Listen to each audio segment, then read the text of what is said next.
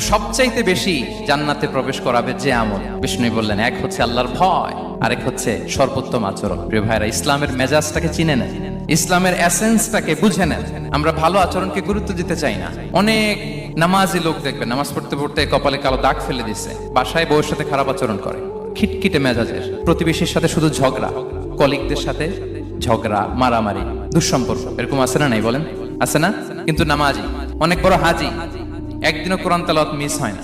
তো এত আবাদত করেও সে ইসলামের আসল এসেন্সটাকে ধরতে পারেনি। বিষ্ণু বললেন, সবচেয়ে বেশি জান্নাতে প্রবেশ করাবে যে দুটি আমল, একটি হচ্ছে তাকওয়াল্লাহ, আল্লাহর ভয়, আরেকটি হচ্ছে উত্তম আচরণ, সর্বোত্তম আচরণ। তো আমরা যেন উত্তম আচরণের অধিকারী হই, আমার স্ত্রীর সাথে যেন ভালো আচরণ করি, প্রতিবেশীর সাথে যেন ভালো আচরণ করি, ছেলে মেয়েদের সাথে যেন আমাদের অ্যাটিটিউডটা ভালো থাকে, আচরণটা ভালো থাকে, কলিগের সাথে যেন ভালো থাকে। বিশ্বনবীর আচরণ যেমন ছিল তেমন আচরণ যেন আমরা গড়ে তুলতে পারি। আওয়াজ করে পড়ুন আমিন।